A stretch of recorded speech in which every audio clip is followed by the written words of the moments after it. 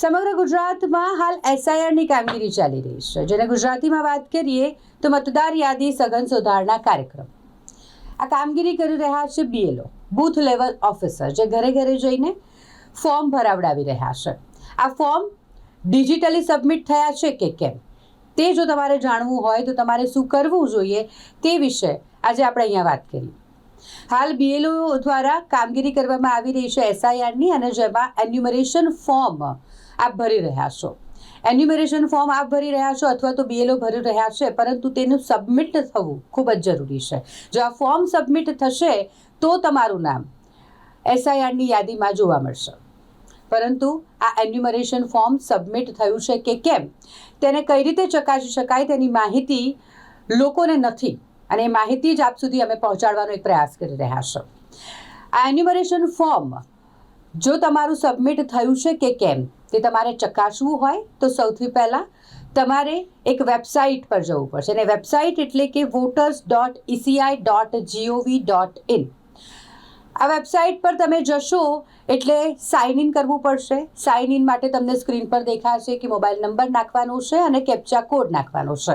તમે તમારો પોતાનો મોબાઈલ નંબર નાખશો, નીચે આપેલો જે કેપ્ચા કોડ છે તે નાખશો એટલે એક અન્ય પેજ ખુલશે અને તેના પર તમારે ઓટીપી નાખવો પડશે. ઓટીપી નાખતાની સાથે જ આ વેબસાઇટ તમારા માટે ખુલી જશે.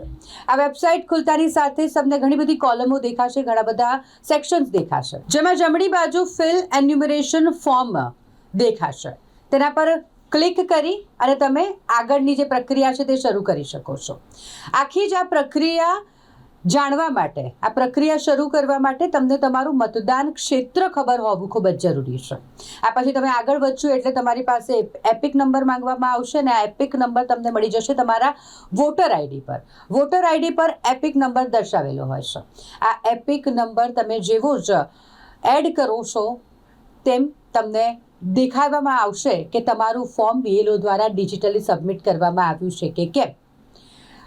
એનામાં તમારી સંપૂર્ણ માહિતી આપવામાં આવી હશે. હવે તમે કોઈ પણ પ્રકારની એન્યુમરેશન ફોર્મ ભરવાની કાર્યવાહી નથી કરી, કોઈ પ્રક્રિયા તમે કરી જ નથી, તેમ છતાંય તમારું ફોર્મ જો આ વેબસાઇટ પર ફિલ થયેલું બતાવે છે, સબમિટેડ થયેલું બતાવે છે, અથવા તમારો જે મોબાઈલ નંબર છે તે ખોટો દર્શાવવામાં આવ્યો છે, તો તમે આ મામલે તાત્કાલિક બીએલઓનો સંપર્ક કરી અને તેની પાસેથી વધુ માહિતી મેળવી શકો છો.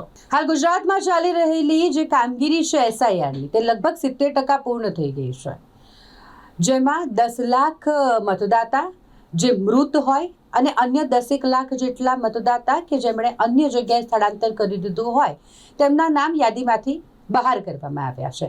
હજુ ઘણી બધી કામગીરી બાકી છે એસઆઈઆરને લગતી, જે આગામી સમયમાં પૂર્ણ કરવામાં આવશે. પરંતુ આ આંકડાઓ હાલ પૂરતા સામે આવી રહ્યા છે, જેમાં એક મહત્વનો આંકડો એ પણ સામે આવ્યો છે કે 1.39 લાખ મતદાતા જેઓના નામ 2 અલગ અલગ ઠેકાણા પર બોલાતા હતા. આ 2 અલગ અલગ ઠેકાણા પર જે 1.39 લાખ મતદારોના નામ હતા તેઓના નામ એક ઠેકાણેથી પણ રદ કરી દેવામાં આવ્યા છે. આમ આખી જ એસઆઈઆરની પ્રક્રિયા જ્યારે પૂર્ણ થશે તે બાદ ચોંકાવનારા આંકડા પણ સામે આવી શકે છે, કારણ કે ઘણા બધા મતદાતા કે જેઓના નામ 2 ઠેકાણે હોય, અને હજુ તો 20% એવા મતદાતા છે કે જેમનું મેપિંગ જ નહોતું થયું, તેમના માટે અલગથી કેમ્પનું આયોજન પણ કરવામાં આવ્યું છે. એટલે આ સંપૂર્ણ જે એસઆઈઆરની કામગીરી ચાલી રહી છે તે થોડી ગૂંચવણભરી તો છે, પરંતુ કરવી ખૂબ જરૂરી છે. અને આપને પણ આપનું એન્યુમરેશન ફોર્મ સબમિટ થયું છે કે કેમ, બીએલઓ જે ફોર્મ આપ પાસેથી લઈને ગયા છે તેને ડિજિટલી સબમિટ કર્યું છે કે કેમ તેની જાણકારી હોવી ખૂબ જરૂરી છે. અને એટલે જ આ વિડીયો ખાસ તમારા માટે બનાવવામાં આવ્યું છે કે તમે જાણી શકો વેબસાઇટ પર જઈને કે તમારું ફોર્મ ડિજિટલી સબમિટ થયું છે કે કેમ. એસઆઈઆરને લગતી અન્ય કોઈ પણ માહિતી જો આપને જોઈતી હોય તો કમેન્ટ થકી તમે અમને જણાવી શકો છો. જે માહિતી પણ અને જેની જાણકારી પણ આપ સુધી પહોંચાડવાનો અમે પ્રયાસ કરીશું.